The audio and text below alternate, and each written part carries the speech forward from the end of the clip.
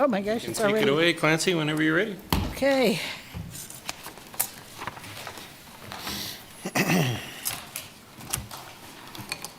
Good evening, everybody. I'm Clancy Maloney, Chairman of the Aviation Advisory Board, and I hereby call the meeting to order. Mr. Wagner. Yes, good evening. My name is Scott Wagner. I'm the Lawrence Airport Manager, and welcome to the April 3rd meeting of the Aviation Advisory Board. And I just have a few housekeeping items for this hybrid meeting. City staff and aviation board members will be in person at City Hall. Virtual participation is allowed for any participant, including staff and the public. Live public comment can be made in person or here at City Hall or virtually using the Zoom link.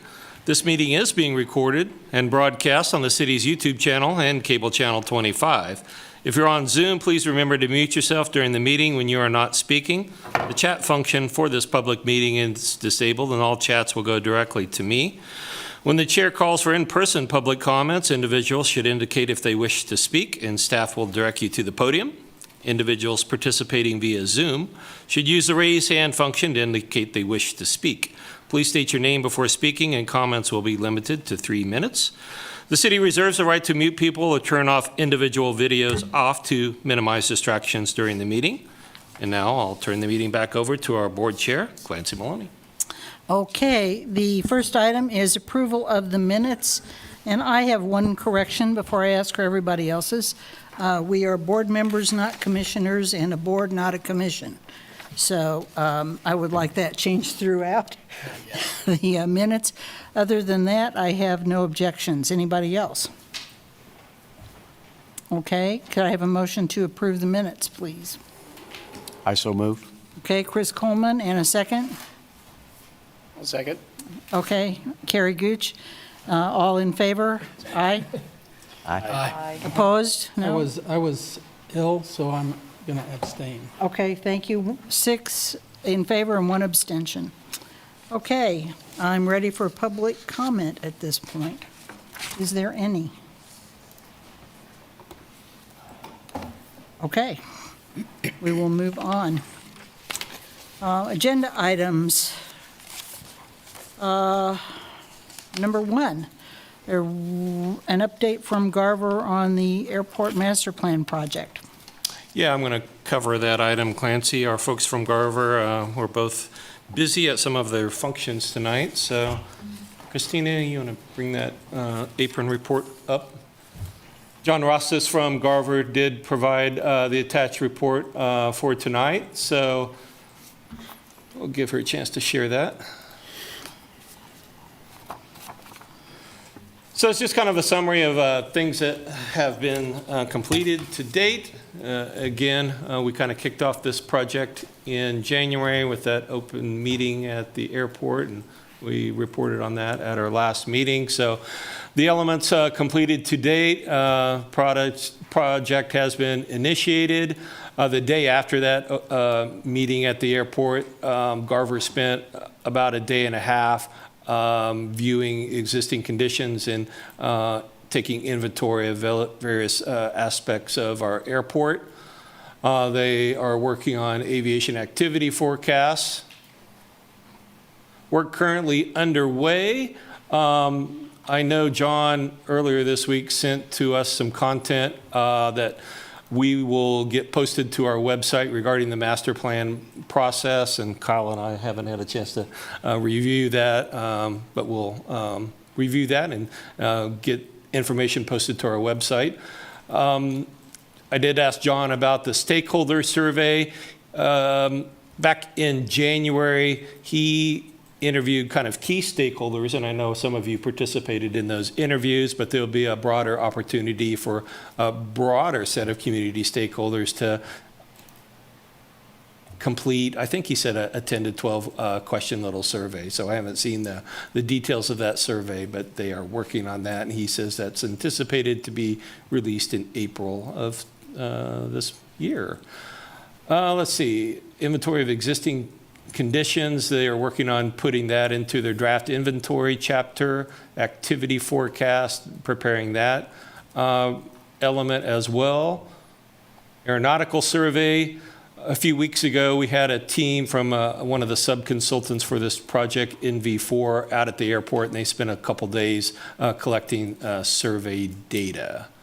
So the next kind of deliverable from Garver is inventory of existing conditions, forecast of aviation activity chapters. I would probably expect by our next meeting, John will have a further update on some of those draft chapters for us to discuss.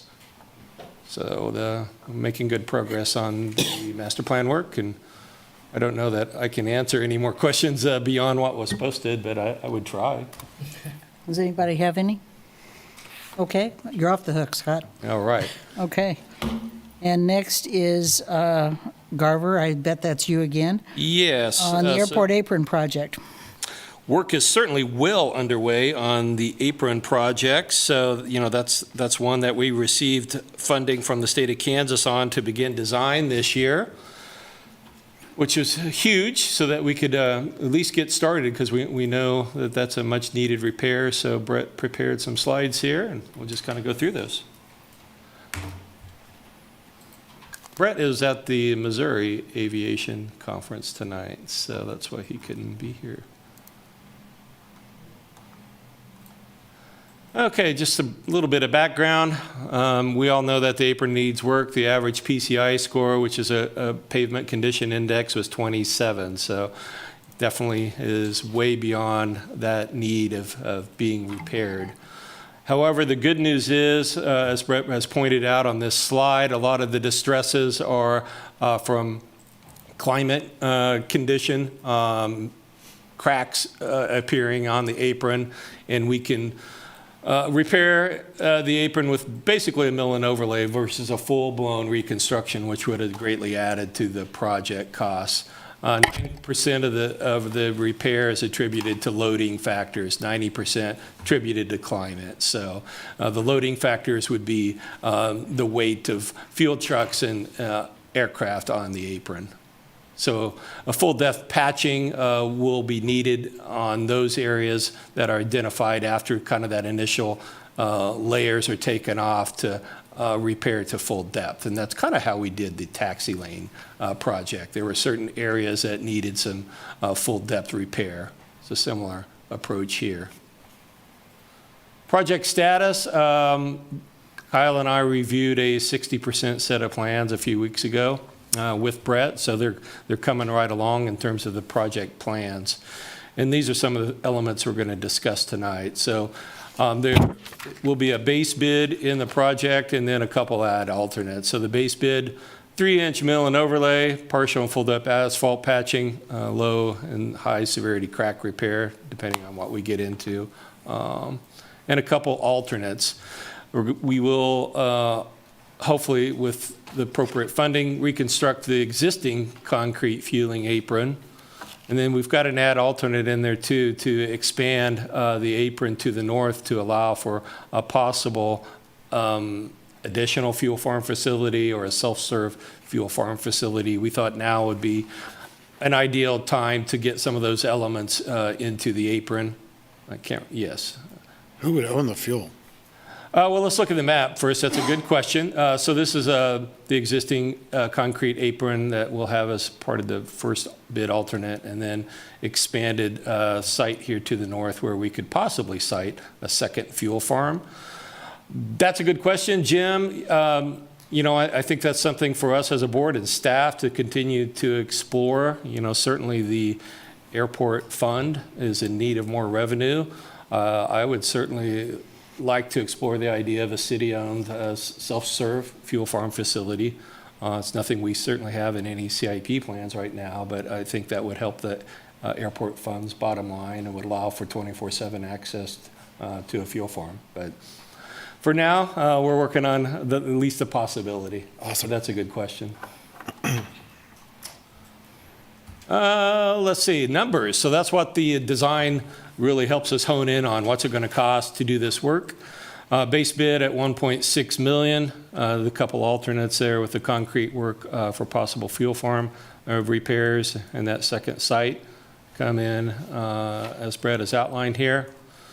The next steps for him will be progressing to 90% final design and He's come up with some construction phasing plans that I know we've shared with Lloyd in the past to make sure that that will continue to work for ongoing operations at the airport and keep the apron open while at the same time it's being constructed. And the main thing I wanted to bring to the board's attention tonight is kind of some various options he's laid out for us in terms of the apron. So this first option is very similar to the existing, oops, don't mean to scroll past that, existing apron layout. Provides for the largest number of tie-down locations, additional parking for larger aircraft. I believe the number of tie-downs total is pretty much stays the same. As we go through these different options, you'll notice kind of different taxiway paths between the tie-downs. So it's got one path here, and then a second for the larger size aircraft on the east side of the apron. I can't remember if I mentioned it yet or if another slide covers it, but we did receive a KAIP grant for the repair of taxiway C, and that's that little connector between here and taxiway Delta off of 119. So that's that little connector here. And we will roll that little project into this apron project as well, because that makes the most sense from a cost standpoint versus a standalone project to just design and then bid that little bit of asphalt work. So the timing was good in terms of us getting notice a few weeks ago that we did get that project from the state of Kansas. And Kyle will update us in a minute. In terms of the city's CIP process, we got it in time to roll into the city's evaluation of CIP projects. Okay, the second option, you'll see kind of changes the taxi lane pattern from one that we just looked at between a row of aircraft here to more of a pattern in front of the community hangar, in front of the terminal, and out to taxiway B up here. So that would be the general flow. Still, one of the design considerations that Garver is looking at, keeping this taxiway B up here to connect the two taxiways. If you recall from our runway feasibility study presentation back in November, if we get the big boys out here at some point, that will affect object-free areas. So that is kind of the consideration with this taxi lane and the tie-down stalls here. We want to make sure that we're not, installing a whole bunch of stalls that would need to be reconstructed in the event we do eventually move towards a runway extension project and all the various related apron infrastructure expansions that would be needed. So this one, somewhat similar in terms of tie down spots, 28. The last one had 31. Again, the larger planes are kind of contained to this side of the airport. Smaller planes over here. And then the final option kind of reconfigures the apron.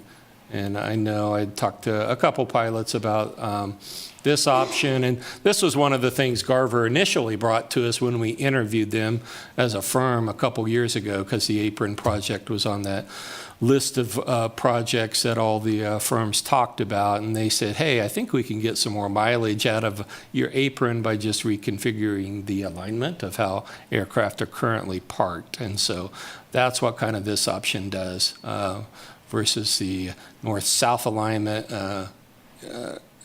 Aircraft are parked in two rows east to west.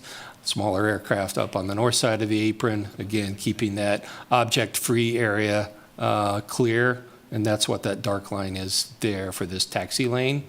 And then larger aircraft more towards the terminal. The taxi lane routes would be on the edges of the apron. So the numbers are, I think, just slightly larger than the first option, 33 total tie downs, 20, kind of smaller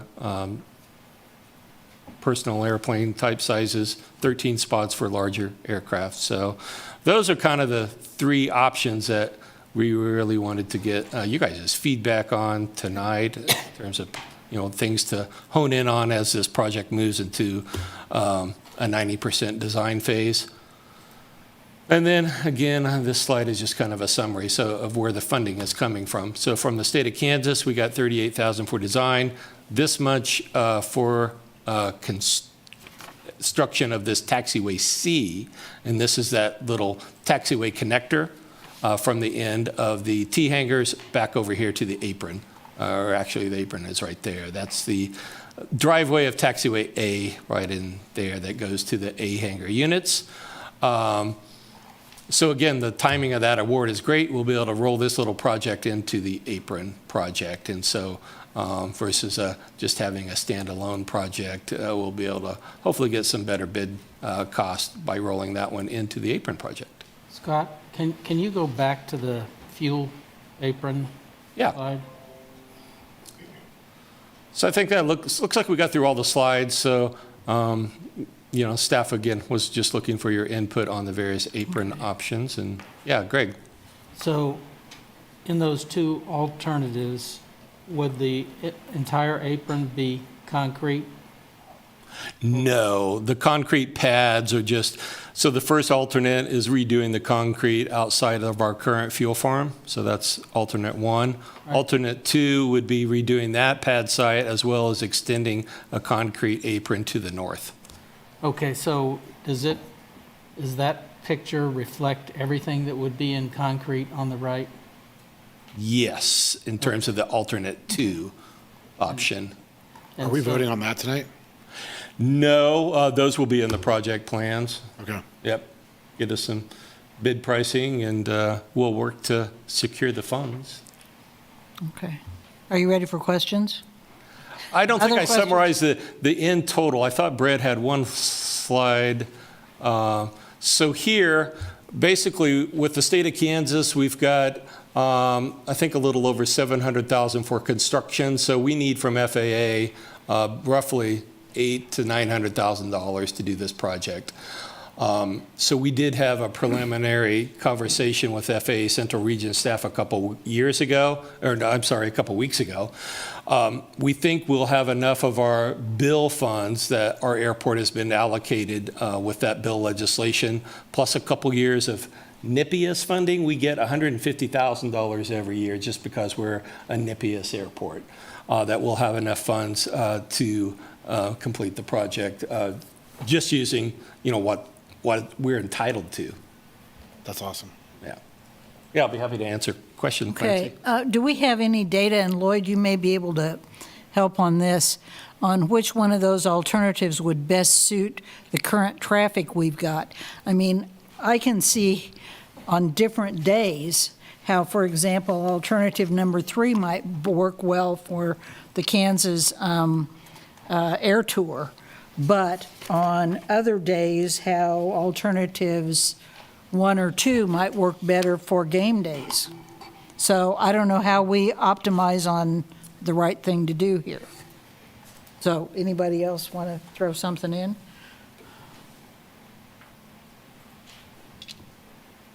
As a traffic, as if coming in here as a guest on a typical day, I would prefer that your transient traffic would have front row parking. So typically you only have one airplane gets front row, then everyone else gets to hike from the back. This would provide you 8 front row spots. And then the second row is. Which one, number 3 or Option 3. number 1? Okay, So what I was trying to do is do a cursory look on prevailing winds, because obviously we want to park into the wind. right. So that actually is into the prevailing winds. So that kind of meets both standards for us. So assuming Lloyd would approve having all of his flight school in the back, that would be what I would prefer would be option 3, but Carrie, do you have any comments as a pilot? No, I was kind of thinking the same thing. I liked option 3 because you got more front row parking. I'm just like you, used to parking way out there on Yeah. the outskirts. And again, it's not a terrible walk, but if the weather's not yeah, great. it's not fun today. Yeah. But also but option 3 again, just depending on what the other traffic is like. That option, you potentially have to push an airplane back. Right now, in most of the places where we park, you don't have to move, you don't have to push an airplane back in order to get taxis that's or take fair. off or anything like that. So again, like you said, depending on the winds and depending on how you're parking and how much traffic there's going to be out there, you might not have to do that either way. So when you talk about front row parking, are you talking about closest to the runway? No. No, in FBF. front of the terminal. Closest to Okay, the building, well, terminal. that's not what 3 shows for small airplanes, is it? No, I was referring he's to- talking about transients. Okay. So, yeah. Where they have the King Air 350s parked, my assumption would be you would provide any transient parking, front row parking. And then at that point, you would, the traditional airplanes that are out on the ramp every day would probably be in the back section nearest the taxiway. And then you would have those 12 spots or whatever they are right there for your transients. Lloyd, how does that accommodate the kind of traffic that you get? Well, Lloyd, Hetrick, it does, doesn't really kind of manage what you plan. The prevailing wind kind of changes some things. When we get the turbine aircraft in there, they kind of like to point into the wind if all possible. So we alter that sometimes. It Yeah. might be diagonal. But of the 3 plans, the one that probably would favor just what we've had, basically number 1, just for the fact that we can get those bigger aircraft right there in front of the main terminal. The other thing is with number 3 in particular, these aircraft are so noisy when they start up anyway. And let alone if they're pointing to the north, now they're blasting the hangar or the terminal, what the case may be here. So we're blowing air to the terminal building, but I would say the number 3 would be the preference. One of the thing, or excuse me, number 1. One of them I like too of number 1 is we bring those larger aircraft right on up against the south side of the apron there, versus number 2, they stagger them out their way, so we don't get quite as much aircraft parking. Now maybe tie downs might be different, but on a game day, everything goes out the window anyway, because we're just stacking them as tight as we can. They're not going to be over a tie down per se. How would you accommodate a fly-in like the air tour? We had, 28 airplanes the Yeah. last time. And again, what we currently have, put the smaller aircraft to the far west ramp, and keep them out of the flow of the larger jets. I think the number they show was 29 versus 32 or 33 on tie downs, but Well, number 1 has 11 for Skyhawks, number 2 has 11, and number 3 has 20 yeah. for Skyhawk-size airplanes. Our basic traffic is larger aircraft. The one or twice a year when we might get a fly-in or something, trying to Yeah. tie it down just wouldn't make a lot of sense to me. Doesn't mean, well, we chalk them, but that's not the same as a tie down, so, Yeah, yeah. okay. Lloyd, can I ask a question? Going on the tie down question, roughly, I'm guessing most days your tie downs out on the ramp aren't full. It's like I've been out there. Right now, we got 3 that are regular monthly tie downs. It used to be 2, now we're up to 3. We might see as many as 5, 6 of the little one. We'll have more larger planes on the ramp. Just like tonight, there was 4 of them when I left, jets sitting out there that obviously don't tie down per se. I'm not sure, and to be honest with you, we've got tie downs associated for the big jets that, I couldn't say we've tied down a jet more than once or twice, if that. Yeah. Yeah. they And just- do you know roughly how many tie down spots you have out there right now? Of the big ones or everything? Maybe both. Yeah, both. Kind of Well, roughly. I think we've got 1, 2, 3, 4 rows of the smaller ones at about 5 per side, be 10. Okay. So what we got? That gives me 20 of the smaller ones maybe. Then the bigger ones, they're so big, the apron wise, I don't think I've got Any. 8 tie downs total. Sure. That's better than half of the apron, yeah. Okay. Thank you. So the conclusion, Lloyd, is that number 1 would work best for the current configuration we get. Is Yeah. that what you're saying? Yeah, I think so. We played with number 3 one time. It just didn't make a lot of sense. You got aircraft trying to come around and swip and blowing into the other. But on a given day, if we only got 3 or 4 jets and it's windy and all get out, they may end up parking that direction anyway, just because of the winds. Not a favorite of ours. They're noisy Yeah. too, you know, it's just, but then you go to between 1 and 2, again, I kind of like the 1 because it brings the aircraft tighter to the terminal building per se, on that second row. And of course, we're limited on that far east apron because of the entry into the new hangar. And of course, you got the car entryway there that you got to keep clear. If we could ever get that extended further to the east, you know, then that would open that up as well. Okay. Do you get, I guess my final question is, are you looking at more King Air traffic versus Citation jet traffic or Citation? No, I kind of thought that was interesting. They did have a lot of King Yeah. Airs there. We do get a lot of King Airs, but we, for the most part, are going to have just as many jets as we Okay. would King Airs, yeah. Okay. So I guess the conclusion that I'm drawing from what you're saying, based on your experience, is that alternative number 1 seems to work out better for virtually everybody except for Well, again, we're talking. like a major small aircraft fly-in or something. Yeah, and we're talking about tie downs, and we're talking about the traffic flow too with the painted line. I like that. That doesn't mean on a given day we can't rotate a few Oh, sure, things. sure. Yeah, Sure. yeah, but I think the flow of traffic through taxiway B over to C keeps us away from the terminal building a little better and stacks us a little better with larger aircraft. Okay. Carrie? I was gonna say, what I also like about 1 and I guess 2 is if we ever do end up getting the self-serve fuel farm over there, you know, most of the smaller airplanes will be the ones using it, and so they'll be a lot closer to that versus kind of option 3. You'll be able to just kind of push your airplane back over to that and get fuel if you're tied down right there versus having to potentially start it and move it if you're kind of up on that northern part, so Right. I like that too. Okay. Other comments, Greg? I just have a question about the construction. With number 1 and number 2, when they build a ramp, do they make the loading the same all the way across the ramp? Or do they load it up? So for example, in 1 and 2, if you did separate loading, the right side of the ramp would be thicker or heavier than the light side. And I don't know how they construct, so. if I don't know you how to did- answer that, but it doesn't make much sense to make it light on one side and heavy on the other. It I would think be my Kyle can opinion. probably answer, but, you know, the base out there is of a standard thickness, and the mill and overlay is just gonna, I think it all supports the same weight. Kyle, you can correct me. Same all the way? Yeah, Okay. okay.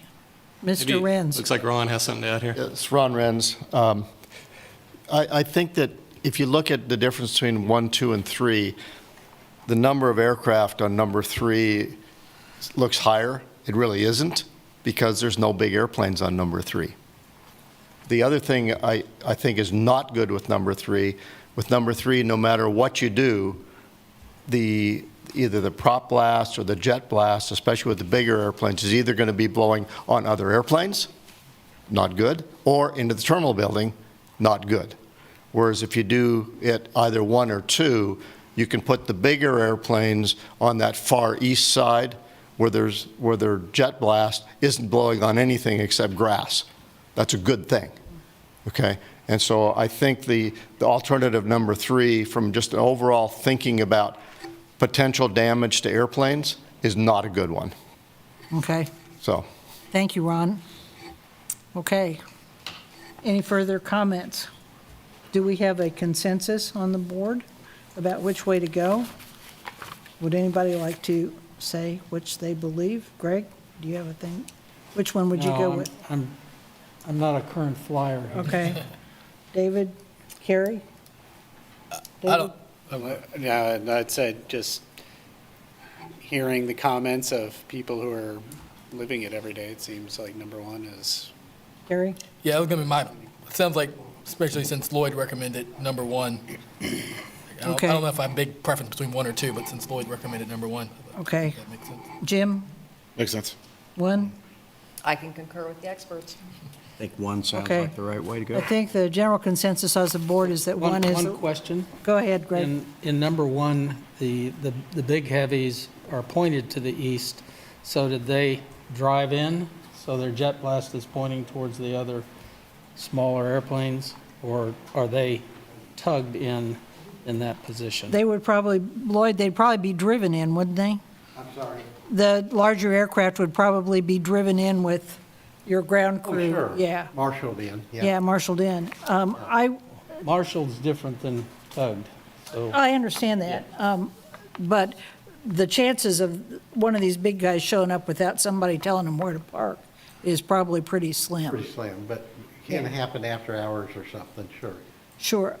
Is there any reason on number one why the big airplanes, for example, couldn't point towards the west instead of the east, which would minimize the jet Again, blast? the wind, we would. Yeah. We would point them to the west, and Okay. most prevailing wind pretty much puts it to the west. But Yeah. if it's not windy, we're gonna park them where it's convenient for them, Sure. cabin door side, whatever that may be and stuff. Has there been any issue at all with jet blast on any smaller airplanes? Well, over the years, I've had a few that Yeah, did, but nothing recent. nothing out of the ordinary? Yeah, we tried to plan accordingly with it, but that doesn't mean it can't happen, yeah. Sure. Okay, So the answer to that, my question is, they can be pointed where they're blowing grass. which Yeah. is yeah, Good. okay. Well, Clancy, I think this will give Brett enough to go Yeah. on. I think we can bring back to our next board meeting probably a 90% set of construction plans and see this one more time. Well, the thing I can see too is that we could, from a practical standpoint, given the layout on number one, all of the King Airs could be in one place and all the big guys could be off to the east too. So, I mean, there are other options, but as Lloyd points out, it's going to depend on the day. Anyway, okay. Very good. I think that was All right. the input staff was needing on that project. And yeah, so the next item is kind of discussing where we stand in terms of, I think I reported at our last meeting that we've pretty much got the funding in place for this apron project, except on the city side. We need to make sure that it's on an approved City of Lawrence CIP list. So I asked Kyle to put together a list of projects that we've submitted. We're kind of in the midst right now of the 20 to 25 to 29 CIP cycle for on the city side. So projects have been inputted. They will start to be scored. And then I also posted the CIP and budget calendar, which shows how both of these items are tabled in terms of city consideration. But I'll turn it over to Kyle to kind of go through this list of projects with us.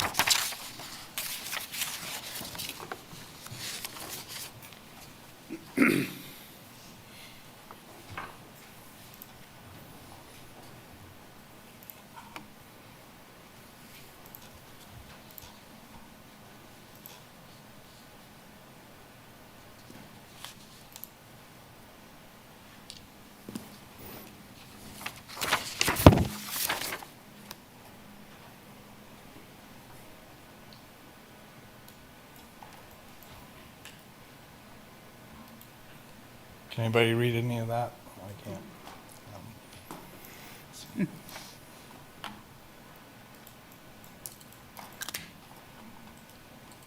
Any better?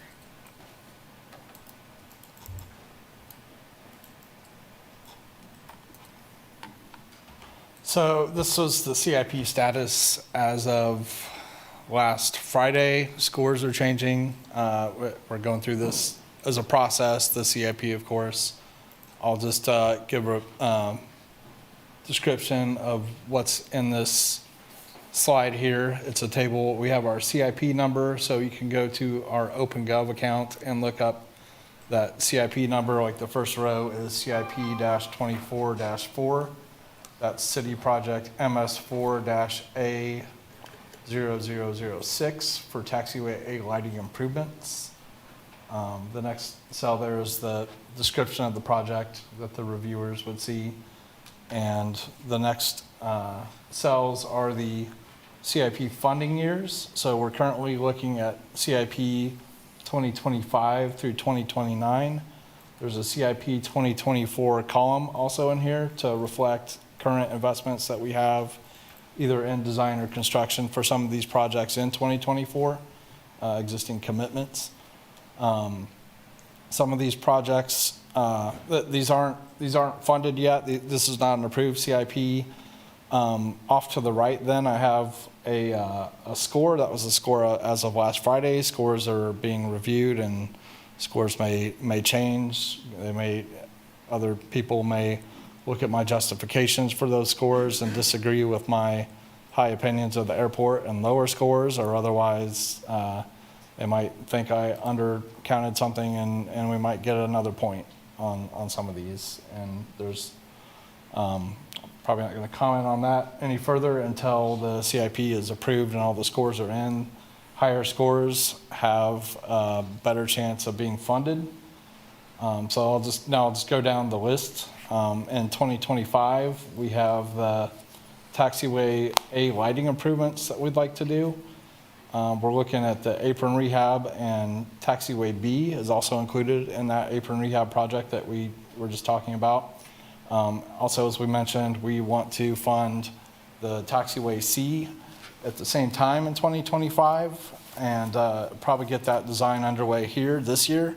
In 2024 with our operational funds to match that KAIP grant so that we can go to bid on the apron, taxiway B, and taxiway C in one package and one bid and one project, basically.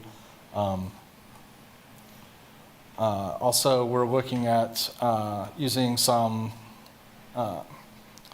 utility funds to possibly acquire easements for future sanitary sewer improvements around the pump station. And so there is a pump station project in the CIP for future years out, and that originally had some funding for land acquisition. We're separating the land acquisition into another CIP project and another project so that we can potentially fund that sooner, get the easements that we would need prior to construction of the pump station improvements in the future. Let's see. And then we are also, we had an unfunded project in 2024 for the community hangar roof replacement. We are, in 2024, we are still considering options. We're having people out to look at that roof and give us some ideas of what it might cost. It might be possible that we could fund that if it's not a CIP level project, meaning it's under $100,000. But it was unfunded in 2024. We put $150,000 in 2025. For whatever reason, that project doesn't score very high, probably because it's not grant matched. We get a lot higher scores on the projects that we have grant funding for. So that's a challenge. 2026, we'd be looking at rehabbing runway 119. That would be more of a maintenance rehab than a full depth reclamation or even a mill and overlay. I think we have some, the description there, I'm not going to read the whole description, but it describes some of the work that needs to be done. That was, I think, a project that we wanted to do a couple years ago. So hopefully that runway doesn't deteriorate more to a level that it does need more funding in 2026 or 2027. 2027 and 2028, we'd be looking at design and construction of taxiway A. That's getting to be a pretty deteriorated taxiway. And then we added the taxiway D extension in 2028 and 29 per your request. I did my best to describe why that's required. It doesn't necessarily score as high as some of the other grant match funded projects, and we don't really have, being a new addition, it wouldn't get the asset management scores that we would have for maintaining our existing assets, and there's not I know that's a real safety issue for the board, but there's not really a scoring for the safety in the CIP. So we'll put it in there and we'll see how it comes out. And then on the next slide is a map kind of outlining where these projects are and the funding in the different years that we would attempt to fund them in this year's CIP. Did we get sewer improvements in '23?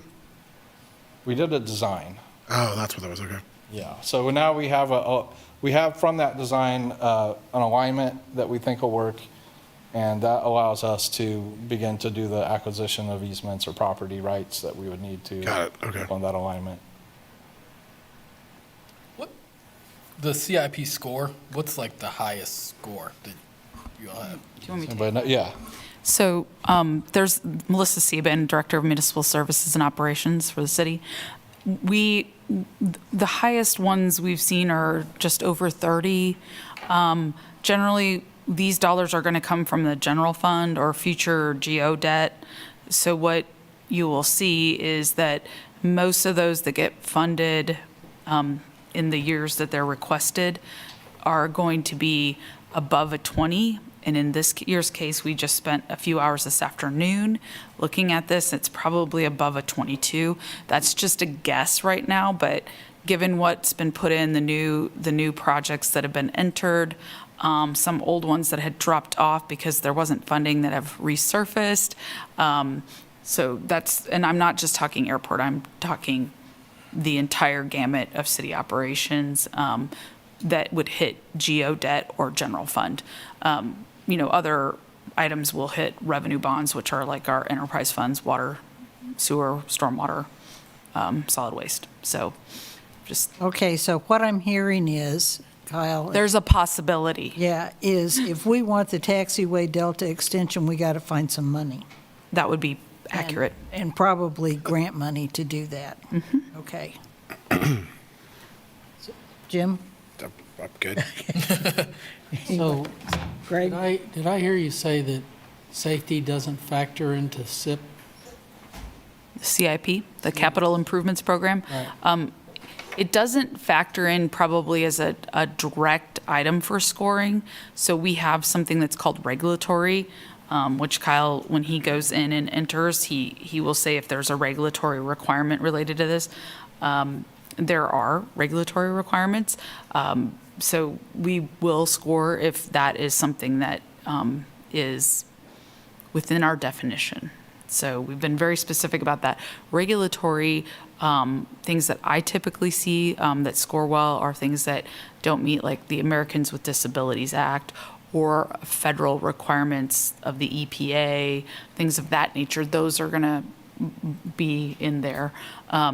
Where we do well is on the grant dollars, and that's where we have to focus. But I know that we adjusted a couple of them this year when we looked at the funding that was available and some of the opportunities that those would bring forward for the community. But it's all based on concepts out of the city's strategic plan. So when you look at our commitments, the efficient, effective process, probably a little hard to score on that one. But when you look at sound fiscal stewardship, that's where we click up. But they all have different amounts of points they can get, and the highest is regulatory compliance. So Okay, other questions? I hope that didn't confuse you more. Anybody else? Okay. So Scott just needs to find some regulatory Yeah, Scott. stuff that relates to safety. That taxiway D extension is part of our federal FAA Airport Improvement Program submission. So it's eligible for funding at the FAA level with AIP funds. It's just a matter of, getting those grant dollars and chasing those grant dollars down. So we'll continue to work for sure to find Scott, if we funding. get the money early, is there a possibility of getting the money earlier than 2027 or whatever it is there? 28, that's 29. Yeah. That's a good question. I would say, sure, it's possible. I'm a super optimist right now with the amount of funding that's circulating in the federal system just because of this bill legislation. And as I think I've told this board, in 2025, it's a 5-year program. So years 1 through 4, everybody's allocated your amounts that you're eligible to receive. The funding that hasn't been asked for, that hasn't been committed with this program, is going to go into a larger kitty in 2025 that anyone, any airport nationwide will be able to apply for and ask for. So, you know, the opportunities I think are there, and we'll continue to seek funding for all these AIP and City of Lawrence CIP projects for sure. The other thing to think about when we're, you know, kind of looking at this list, as Melissa kind of alluded to, this is just the airport list. You know, here in June, when, if you pull up the governing body's agenda for that night, when the CIP recommendations are on the City Commission agenda, you'll see a huge laundry list of projects citywide that, you know, everybody wants funded. So, you know, the airport has to compete with the fire stations, the parks, the streets, and we're trying our best to make sure that at least those projects that we have grant funding for, you know, rise to the top of the list so that we don't lose those grant funds. Okay, any other questions, discussion? Thanks, Scott. I think we're ready for your report now that you've gotten to talk already. All right. Well, it seems like we just met, but at the same time, it's been a busy couple months. So we'll just kind of go down the list. And I posted a bunch of kind of attachments to things I've been working on there. Can we get it centered a little better there? It's not letting you do that. Okay. Well, I'll just go down the list. So I know at our last board meeting, we talked about the dates have been set for KA conference in 4 states. I know Tiffany Hall wants to attend the KA this year, and it's in Topeka, so it's close by. The Air Force Thunderbirds are going to be there that weekend. I am working on the conference agenda again this year, so we've already got a commitment from KDOT Secretary Calvin Reed and the new Aviation Director Ray Seif to be there. Should be another good conference. And again, if the board members would like to attend, it's close by. The funds are certainly available to pay for your attendance. So I would just say, let me know if you would like to attend this year. The KA conference, kind of the same deal. It's always in our backyard in Kansas City, and those are the dates. Last year, Kerry Gooch and Greg Gardner attended. So probably with that conference, it doesn't make sense for the say Kerry and Greg to attend again. So if some other board members have that availability. When you look at both of these conferences, it's really kind of a day-and-a-half commitment. So for KAA, it's really October 10th is the meat of the conference, then a half day on the 11th. For the 4 states conference, it's really October 22nd, full day of seminars, and then a half day on the 23rd if you're kind of looking at your calendar. So just August. let me know. August? Yeah, of August, yeah. Okay. Exactly. Airport monument sign, man, I am super excited about this. If you've been out to the airport, you've seen a hole in the ground with a concrete base. Kyle has been working on getting the stonework, and we've got a contractor on board. We just need to get them paid for a down payment to get out there and do the work. Luminous Neon has the sign fabricated, and I posted some pictures to the agenda. It's looking good, and I can't wait for it to go up. Kind of things I've been involved with in terms of airport presentations. I presented to the Economic Development Corporation Board of Directors of Lawrence and Douglas County on February 16th. That was just a super great body to be in front of. I hadn't presented with that group before. I had lots of questions. Commissioner Amber Sellers was present at that meeting as well. Economic development movers and shakers throughout the community learned a lot about our airport that day, and it was just a great opportunity. Other presentations were to the initial meeting of Doug Tillman's group out there, the Lawrence Pilots Association, and what a nice turnout we had for that inaugural meeting on March 6th. So it was nice to talk about the airport that day. And I talked about a trip that they have planned to go see the eclipse at an airport down in Arkansas, and I posted a very nice article that Doug Tillman had wrote about the eclipse. So take a look at that if you want to learn more about the solar eclipse coming up on April 8th. Let's see, we've had some other opportunities where the airport was in the news. Internally, we have a MSO newsletter, and the airport was highlighted in the March edition of that. And let's see, the airport was mentioned in a couple of Chamber of Commerce publications that came out of the March 5th Chamber mixer that was out at the airport. So, and just before I came up tonight, we talked to a reporter over at the State House because our legislation passed, so we'll get some news coming out in that publication, and I'll talk more about that in a minute. Let's see, a couple weeks ago, I met with a staffer from Congressman Tracy Mann's staff. He was passing through town, wanted to reach out to see if there's anything we needed, so I just kind of updated him. His name is Adrian Perfecto. He works out of the Manhattan office. Again, just kind of updated him on the laundry list of projects that we have going, and so it's nice to keep in touch with our federal representatives. I already mentioned the KIP award that we got this year for Taxiway C for design, and then $337,000 for construction. So a great opportunity there, and the timing was excellent to work that into our apron project, into our CIP processes. I posted a whole bunch of stuff from the various committees I'm involved in with AAAE and the South Central chapter of AAAE. Just really good resources to kind of keep me in the loop on.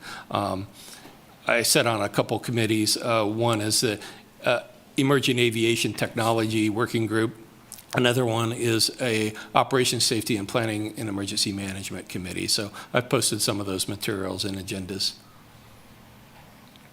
The KDOT task force, so I've been busy since our last meeting, being over at Topeka and working on this Senate Bill 272 that had an increase in funding for Kansas airports, and as part of that process, KDOT Aviation presented the work of this task force, and that was really key to getting the data out in front of the various Senate Ways and Means Committee and House Transportation in terms of the real needs of Kansas airports, and that was something that I worked on and the KAA members worked on last summer. So I would encourage you to take a look at that data because it's really eye-opening and shows really the funding needs that are really required to get Kansas airports up to what I would call a D- passing grade in terms of pavement condition, and that was kind of the gist of some of the reporting. Aviation Day at the Capitol, I attended that on behalf of the Kansas Airport Association. We had a booth set up. That's just I posted, I think, the agenda for that day. Just a great opportunity to meet folks. The FAA Central Region Director, Joe Miniacci, was there, as well as the director of the NIAR Institute at Wichita State. Boy, I'd really, since David is one of our board members, it'd be nice if, KU Aerospace would participate in that, have some KU presence over at the Aviation Day at the Capitol. Certainly Wichita State was represented, and K-State, David, so maybe you can work on that for next year. Let's see, we did not get funding for that kind of third round of bill funds that we'd applied for improvement of Airport Road and long-term parking. Again, that was the project design elements that we completed with that first round of funding with the terminal improvements. So they're on the shelf, they're ready to award if we can just find a funding stream for those improvements. So we'll keep going after those funds, and there'll be another round this year. United Way event for a couple of our new board members. A couple years ago, we had a fundraising event out at the airport for the United Way, as well as kind of a daytime event.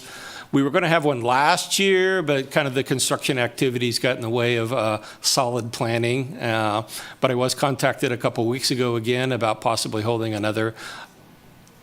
They're not really wanting to do a fundraising, but maybe a kind of a kickoff for their annual United Way Drive out at the airport this year. So they are starting to have some discussions on that. And I think that'd be another just good opportunity to showcase the airport to members of our community.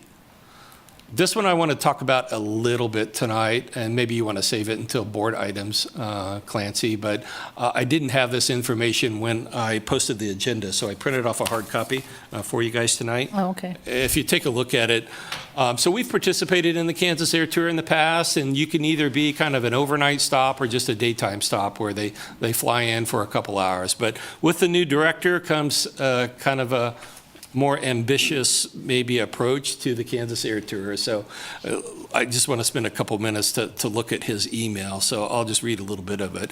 This year's tour will be slightly different than previous tours. We'll have fewer but longer stops. So the tour will focus on showcasing multiple careers within aviation. They still haven't pinned down the dates, but they're usually into September, beginning of October.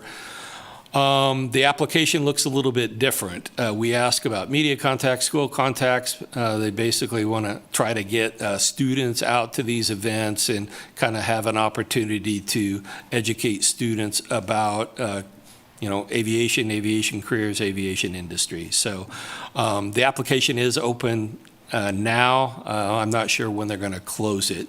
But the direction I would need from you guys, if we want to be a stop this year, it's going to take a little more planning and effort to plan an event with the new guidelines. So we can wait to talk about that when you get to board discussion, Clancy. Build Kansas Fund, Kyle and I will investigate, especially with our apron project. This fund was set up last year with legislation to allow Kansas communities to make their local matches for projects that are being funded through the bipartisan infrastructure legislation, and certainly our apron project will be one of those. So we'll see if we can obtain some funding out of that Build Kansas Fund.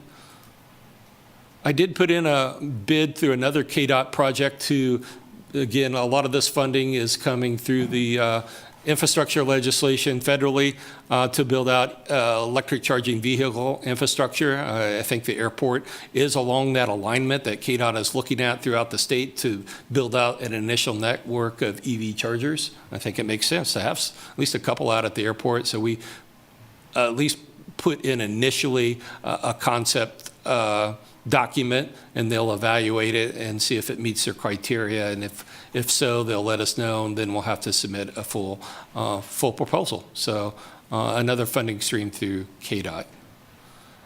Another event that took place at the Capitol that the City of Lawrence belongs to, as well as the Kansas Association of Airports, is this organization called Economic Lifelines. They had a transportation day at the Capitol on March 6th. I attended that. The KDOT secretary spoke along with, again, Ray Seif. What impressed me at that event, again, this coalition is kind of built around transportation, is that the KDOT secretary spent a good amount of time talking about airports. So we have elevated the need of Kansas airports, at least within KDOT, to at least get them to talk about airports, which falls under KDOT auspices.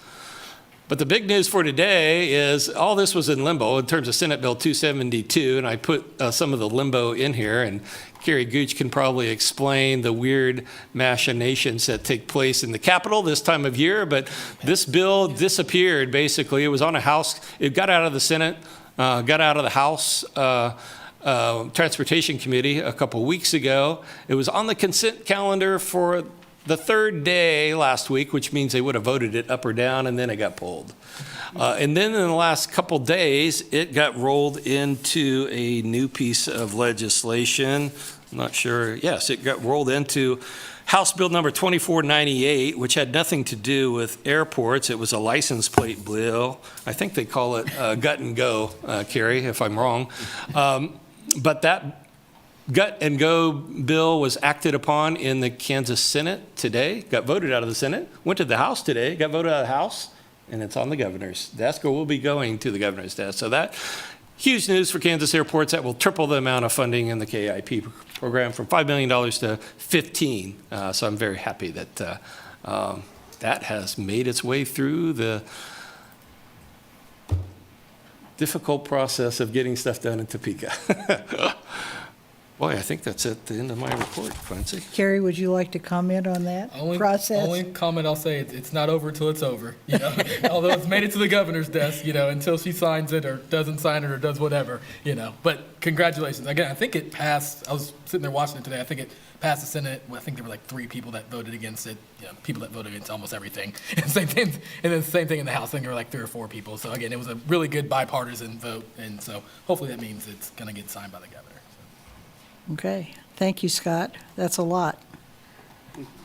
Are we ready for you, Lloyd? Are you ready? I don't have anything to report. If there's any questions, I'd be glad to answer, but I don't really have anything. I just want, not a question, but just kind of a kudos to you guys. I flew into Lawrence, I think it was 2 weeks ago, and was out there working on the ramp, and one of your guys came out in the golf cart and brought me a couple bottles of water. So just want to say thank you for your staff, and they're doing a great job out We there. ran out of wine. Okay. Thank you. Yeah. Anybody else? Okay. I think we're ready for the board items. Yeah, let me get that pulled up. Okay. So far as I know now, Do we need to share screen again? on board if we have anybody reappointments. online, Christine. Are we ready? Yeah, I don't think. Tiffany, Chris, and I have been reappointed. David's in process. Yep. And everybody else is still already on the board. So I think we've got a pretty stable board at this point. Aviation Youth Camp, who's going to talk about that? Jim? I can. Okay, go. So we met last week. Yeah, timing. Met last week as a team and have kind of concreted out the details on what we're going to do and the modules we're doing. And we are going to be hosting 30, is that right? Yep. 30 kids under the age of high school age. And we'll be out there. We'll do 5 different pods with the kids. And we've got from careers to the most popular one, I'm sure, will be the flight that they get to do.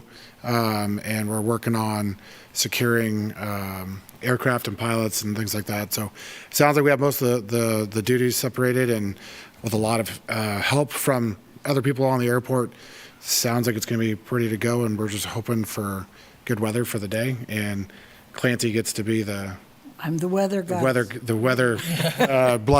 Yes. So hopefully we can get that done that day and kind of go from there. And that is on May 18th. Thank you. 18th. 18th. So it should be a good day, and it'll be in a long line of that being done. It'll be my first time going, so it'll be kind of cool. Okay. And I want to say a quick thank you to Rick Bryant for sending a ton of data to people. Yes. So, okay. Chris, are you up on the Leadership Lawrence stuff? I think things are moving ahead on that. I haven't talked to the chamber directly about that, but my understanding is they're getting the planes lined up and finding pilots to do Okay. the flights. It's going to be a little bit of a challenge because they're trying to catch up from previous years, yeah. when they weren't able to do that. Okay. All right. Next is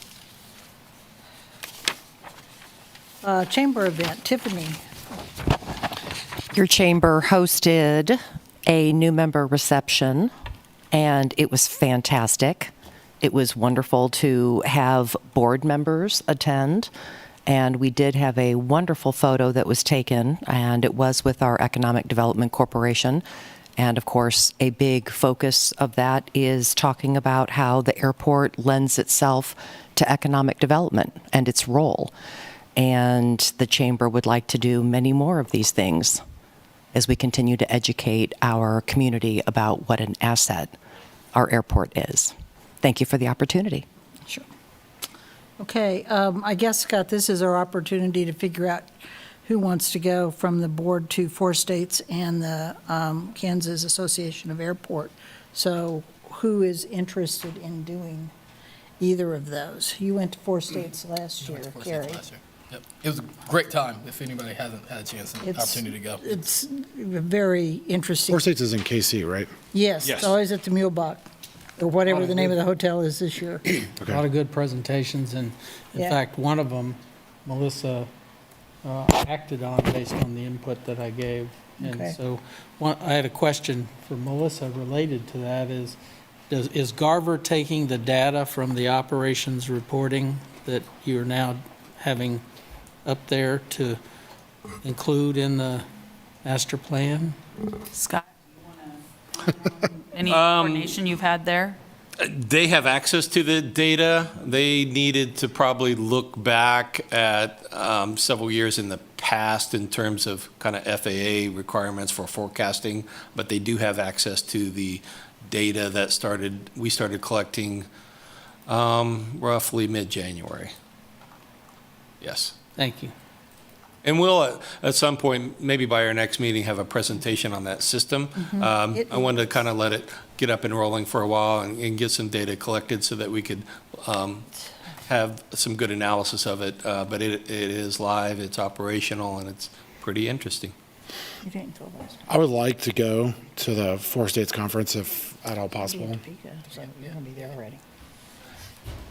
And certainly, we don't have to register for either one of those events until closer to the event, so if your Okay. schedule Jim, you want to changes- go to Four States? Is that what you If said? that's plausible. Okay.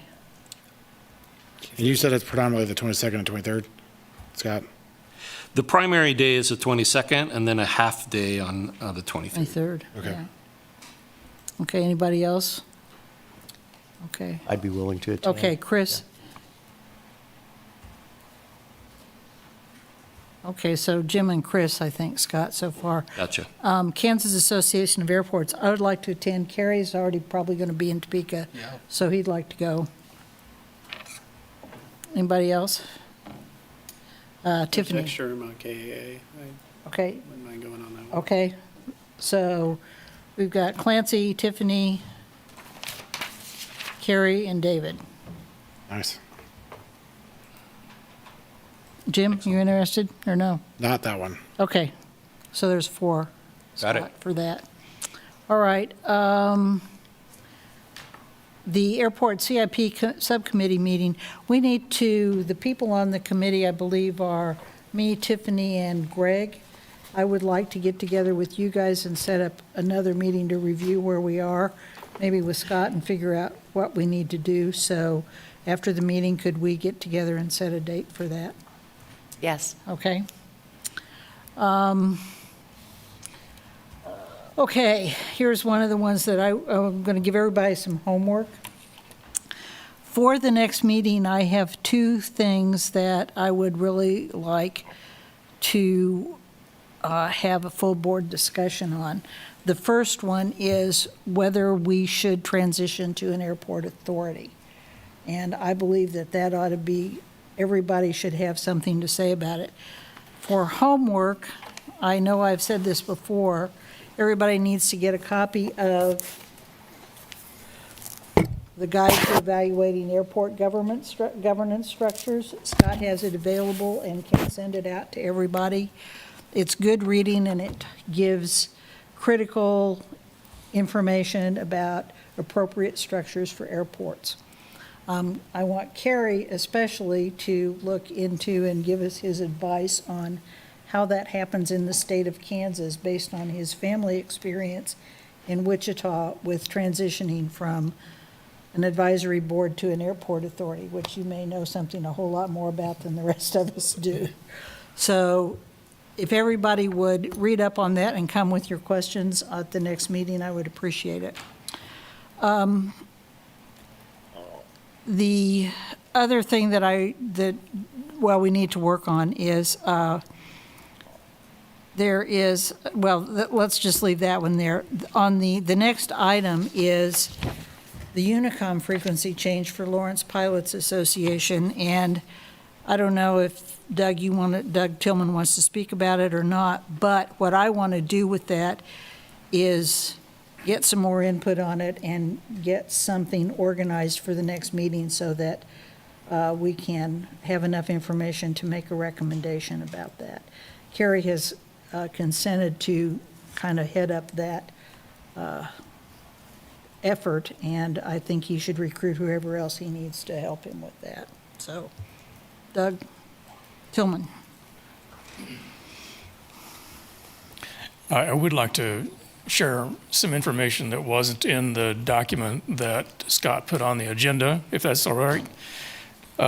So this proposal arose out of a number of conversations with other pilots around the airport over the past year or so. And it seems as though the congestion on the frequency that we currently use has been increasing,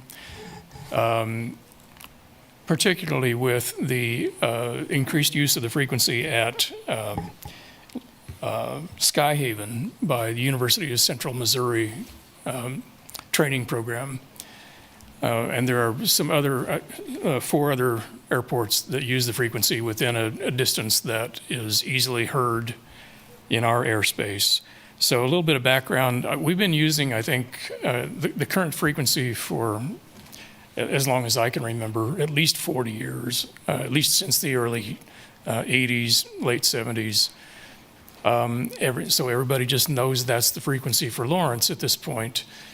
The problem is that there are times when it's difficult to broadcast your position in the pattern, coming into the pattern, to hear only the airports, or only listen to the other aircraft that are in the pattern for Lawrence and ignore the ones that are 50 or 60 miles away.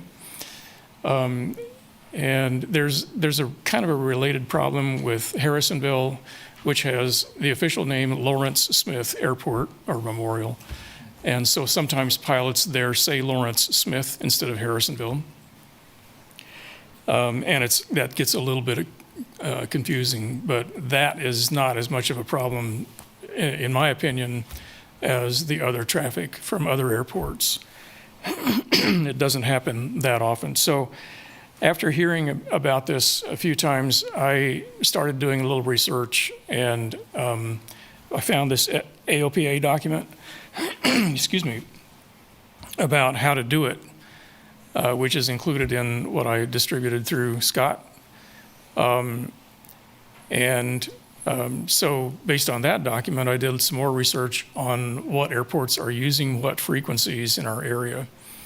And I found that there is a frequency 122.975 that is only used by the nearest airports are over 200 miles away, over by St. Louis. So basically that, if we were going to change our frequency, I think that would be the one that we'd want to switch to, and would essentially solve the problem, because Lawrence would, for the time being anyway, have our own frequency for local traffic. The process is as outlined in the AOPA document. You submit an application for change to the FCC, which actually controls the frequency use. And that takes 30 to 60 days to be reviewed. And if they approve it, then you decide on a date when the change will take place, and you notify the FAA of that. And the FAA then, as of that date, updates all the charts, the approach plates, the databases, all of which are distributed. And a lot of them are updated every 28 days now, some every 56 days. And the information that I've gotten from other airports that have done this is that it is that fast, that once you notify the FAA, it occurs in the next update cycle. So we would need to set a date and then very carefully make sure that the information is disseminated and try to make everybody aware of it as possible. There are several ways that we can do that, and I don't know if we discussed this at the Lawrence Pilots Association meeting about possibly using the AWAS frequency, and I don't know, did anybody just ask you about that, Lloyd? I don't know is it possible to put additional announcement information in the AWAS, or just the name of the airport? Okay. So we would need to carefully monitor both the existing frequency and the new one, and inform people that it has changed. We would need to post in the information in the terminal and elsewhere around the airport. So there would certainly be a NOTAM ahead of time that would make people aware of it. And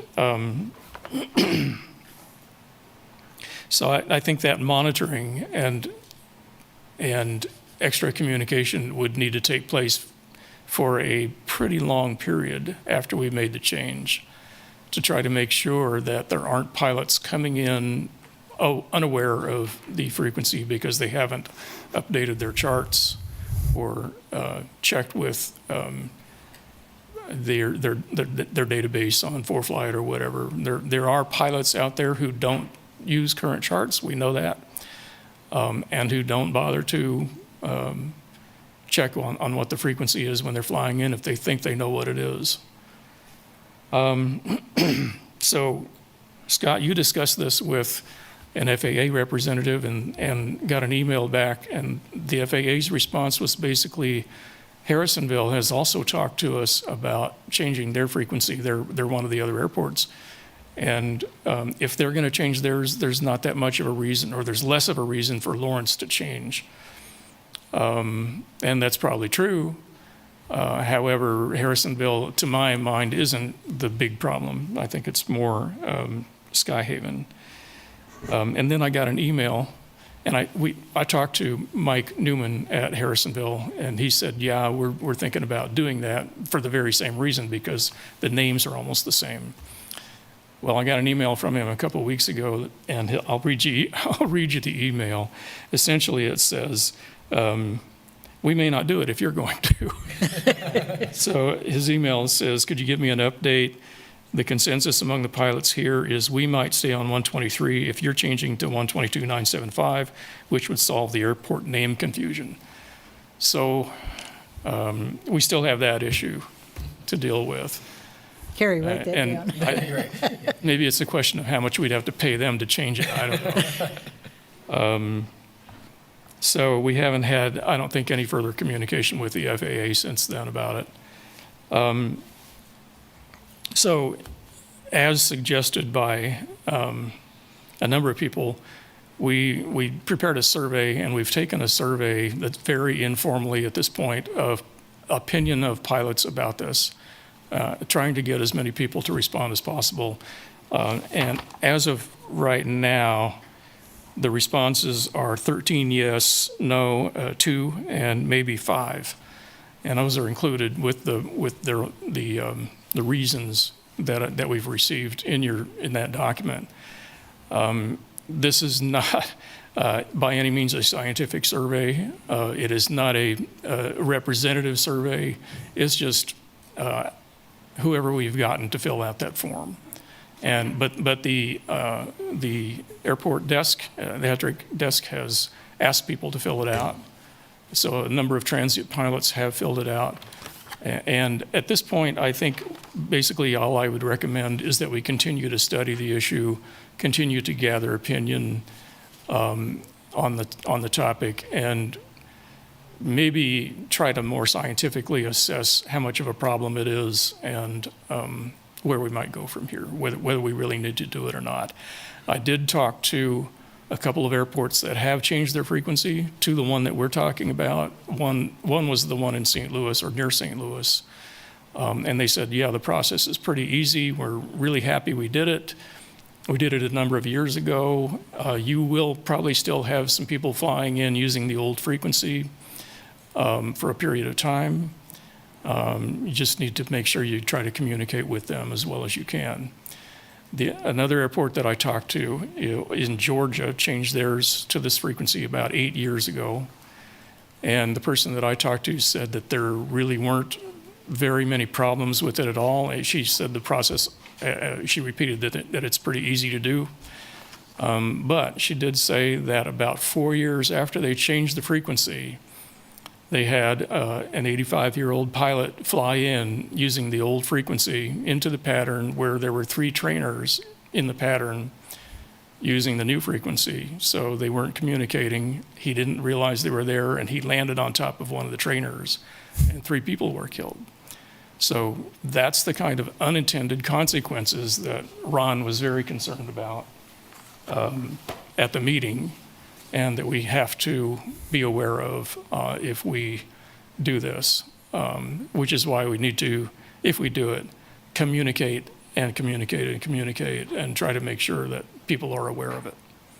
Thank you, Doug. As I have asked Carrie to take the lead on making sense of all of this and giving a proposal to the Aviation Board by the next meeting, if possible. So I'm open for comments at this point. Greg, you look Just a question for Doug, if you knew, is there any cost associated with doing it other than the notification, whatever effort we put into that? Other than that, I think the only cost would be Hetrick's changing the base radio. I don't know that we officially have a Unicom frequency. We have a common traffic advisory frequency, but we don't have a flight service station, so according to what I've read, that's where a Unicom would come into play. But you can call it either one. I don't know how complicated that is for Hetrick to get a new frequency on the base radio. It may just be a flipping a switch, but that's a possible cost. And then the other question is, and I should even know this, but it's been a while, how long does a NOTAM stay in place? And can you redo it for how long? That may be something that Carrie checks into. That's maybe a good question. I don't know the answer to that. Do you, Doug? That I don't know. I mean, you have different lengths of NOTAMs. I mean, I've seen NOTAMs that are there for a Exactly. week, and I've seen NOTAMs that Yeah. are there for. Yeah, I know that there's one currently that was issued about a year ago about the change in the issue of radio interference with radar altimeters, and it's still being posted. So My speculation is that it'll be at least 56 days because of the interval on VFR charts that are published on paper. yeah, So I would think it would be at least that, but that's not very long. that's not very That's not very long. long. Yeah. And I So, wonder if you could request, for it to be extended. That's another thing Carrie Okay. could check into. okay, that's another question. So maybe by next time we'll have some answers and we can get a good recommendation, Carrie. Yeah, and Doug, I know you've done a lot of work on this already, so I appreciate everything. So look forward to working with you on this. One thing, I was thinking about as you were talking about Harrisonville, I forgot. I think I heard they're gonna be shutting down for like 6 months or something like that to redo their runway, and so maybe this would be the perfect time for one of us to change, while the other one is closed down for a little while. Might be. Well, it seems to me, though, if the real interference is not just from Harrisonville, right. but from Skyhaven, that it seems to me they'd have a worse problem than we did. Yeah, it may be. Just the over-the-horizon problem is worse, if Yeah, nothing else. They weren't talking about using the same frequency that we are. Yeah, So maybe I we both understand. need to change. But they've already got interference, it seems to me, from Skyhaven, so they might want to change anyway. And they probably is my hear it a point. lot more Yeah. over there. Yeah, okay, so, all right, Carrie, you. just, gather up whoever you need to work with and let us know, okay? Sounds good. All right. Questions? Anybody? Okay. The next item on the list is a discussion this is the other item that I wanted to emphasize to the board. I would like also at our next meeting to have a discussion about whether we need to increase the size of the board to accommodate the amount of work that we're all doing right now. That would mean, basically, I think if you guys would review the base documents, the bylaws, the standing rules, and whatever the city regulations are to see if you, first of all, tell me what you think about your workload. Second of all, if you think we need to include, it would have to probably be 2 more people just to keep it an odd number. And also expand who can be on the board. For example, somebody who has a T-hanger at the airport or a business, or require that we have somebody representing other entities at the airport. So if y'all would do that and be prepared to discuss that at the June meeting, I would also appreciate it. Okay, Dream Air application and site plan update.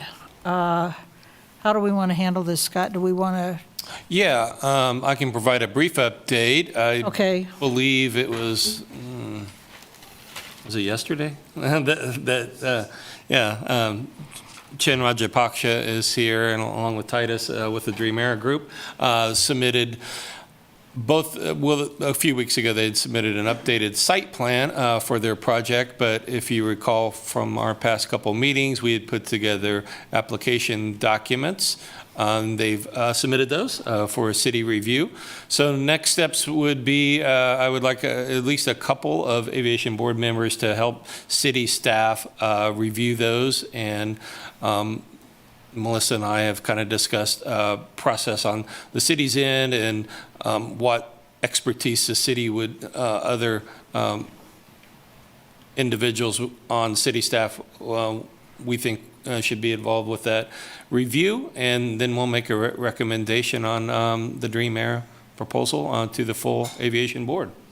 Okay. In anticipation that we might want to participate in that at that level, both Jim Laster and Chris Coleman have agreed to serve in that capacity, and I would also like to be involved if possible. And I guess after this meeting, we just need to set up a time to get together so that we can get this started. And so I can understand, basically how you guys want to handle some of the vetting process. Okay? Are all of the applications completed at this point? I believe so. I haven't poured through them since they just came in, but I believe so. Okay, cool. Okay? All right. Clancy, if you guys want to circle back to the KAA question of, or the Kansas Airport tour, if we want to submit. Oh, yeah. This is a more involved effort, probably, with the guidelines that Ray has sent out. And I'd be happy to sit in on committee meetings, but if this is something you guys want to do, it's going to take a board effort. And, we've got a new pilots group that's formed. Certainly the 99s are active at our airport, but it's your decision to organize. How many stops did they have the last time, and how many do they know how many they're having this time? And According to Ray's email, it's not determined yet. when are we going to know more information? I think this is it. If you go click on this link, it asks you to submit all these things that he has put in this email. So this is the stuff that he is expecting tour stops to provide. Okay. I guess we better have somebody from the board assist with that. Is there anybody who's available to do that? Tiffany, have you got any? Or if the board even wants to do it. That's probably I don't the first know. discussion. I feel like we have a pretty full plate. I don't want to participate personally. Especially if you're going to do Halloween? Yeah. Okay. Yeah. Okay. Any other discussion? Because this was in October, right? That's what I was. Yes. And I think, that Okay. would be a challenge. Greg, David, Carrie, anybody? I'm fine passing this year, and let's see how other places do it Okay. this year. and I would like to watch a dry run of this and then maybe see what that really looks like. Okay. We go jump in I it. think we have consensus, Scott, that we'll pass it. Yeah, that's great. And I know in terms of the KA conference, we're going to put on a little panel on the tour. And so maybe with this new model, we'll learn more at conference on expectations. So that sounds like a good move. Okay, thanks. Anything else I've forgotten, Scott? Nope, that was it, I think. Okay. In that case, the next meeting of the Aviation Board is scheduled for June 5th. So I would like a motion to adjourn. So moved. Greg made the motion. Who's I'll second. Jim second. Any opposition? Motion passes. Thank you. We are adjourned. Thank you, guys.